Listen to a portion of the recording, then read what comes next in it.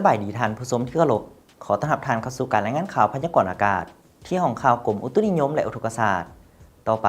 เฮามาติดตามสภาพอากาศมื้อนี้ไปน้ำกันเลยความกดดันอากาศต่ำของอากาศร้อนยังปกคลุมอยู่ทุกภาคของประเทศลาวด้วยกำลังอ่อนหาปานกลางสมทบกับกระแสลมตะวันตกพัดปกคลุมซึ่งเฮ็ดให้อากาศร้อนหนาร้อนเอาอยู่ทั่วไปในตอนบ่ายและจะมีฝนตกฟ้าห้องฟ้าเหลื่อมในระดับคอยหาปานกลางพอมีลมพัดแรงเป็นบางโอกาสอยู่บางท้องถิ่นในแต่ละภาคต่อไปเฮามาติดตามสภาพอากาศในแต่ละภาคไปน้ำกันเลยภาคเหนือด้านตะวันออกอากาศเย็นในตอนกลางคืนหาตอนเช้าจะมีฝนตกฟ้าห้องฟ้าเหลื่อมในระดับคอยอยู่บางท้องถิ่นพอมีลมพัดแรงเป็นบางโอกาสเนื้อที่การปกคลุมของฝนกับ15ส่วนห้อยอุณหภูมิระหว่าง17-34องศาภาคเหนือด้านตะวันตกอากาศร้อนหนาร้อนเอา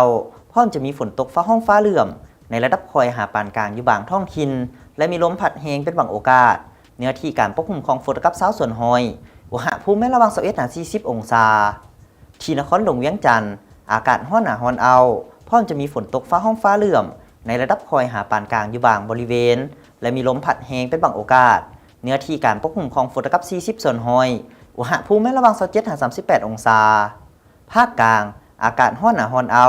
จะมีฝนตกฟ้าห้องฟ้าเหลื่อมในระดับคอยหาปานกลางอยู่บางท้องถิ่นและมีลมพัดแรงเป็นบางโอกาสเนื้อที่การปกคลุมของฝนกับ50ส่วนห้อยอุณหภูมิระหว่าง25-38องศาสลับแกว่งไซสมบูรณ์อากาศเย็นในตอนเช้าจะมีฝนตกฟ้าห้องฟ้าเหลื่อมในระดับคอยอยู่บางท้องถิ่นและมีลมพัดแรงเป็นบางโอกาสเนื้อที่การปกคลุมของฝนกับ25ส่วนห้อยอุณหภูมิระหว่าง20-34องศาภาคใต้อากาศร้อนหนาร้อนเอาจะมีฝนตกฟ้าห้องฟ้าเหลื่อมในระดับคอยหาปานกลางอยู่บางท้องถิ่นและมีลมพัดแรงเป็นบางโอกาสเนื้อที่การปกคลุมของฝนกับ50ส่วนห้อยอุณหภูมิระหว่าง25-38องศาสำหรับเขตผู้เพียงบริเวณอากาศเย็นจะมีฝนตกฟ้าห้องฟ้าเหลื่อมในระดับคอยหาปานกลางอยู่บางบริเวณและมีลมพัดแรงเป็นบางโอกาสเนื้อที่การปกคลุมของฝนกับ45ส่วนห้อยอุณหภูมิระหว่าง17-27องศา123รายงานฝุ่นละออง PM 2.5 จากสถานีวัดแทกคุณภาพอากาศที่นครหลวงเวียงจันทร์แท็กได้ 51.9 ไมครอน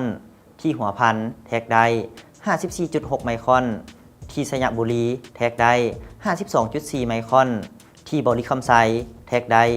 64.5 ไมครอนจากจุดสถานีดังกล่าวเห็นว่ามีค่าเกินมาตรฐานสิ่งแวดล้อมคือหลายกว่า50ไมครอนซึ่งส่งผลกระทบต่อสุขภาพจึงขอแจ้งมายังพ่อแม่ประชาชนที่อาศัยอยู่ในเขตดังกล่าวให้รักษาสุขภาพด้วยการใส่ผ้าอัดปากและหลีกเลี่ยงการเฮ็ดกิจกรรมกลางแจ้งถ้าบ่จำเป็นท่านผู้ชมที่เคารพมาฮอดนี้การรายงานข่าวพยากรณ์อากาศที่ห้องข่าวกรมอุตุนิยมและอุทกศาสตร์ก็ได้หมดเวลาลงแล้วท่านสามารถติดตามข่าวเพิ่มเติมได้ทาง Facebook หรือ YouTube ที่ขึ้นตามหน้าจอนี้ความสุขโชคดีจงมีแก่ทานสบายดี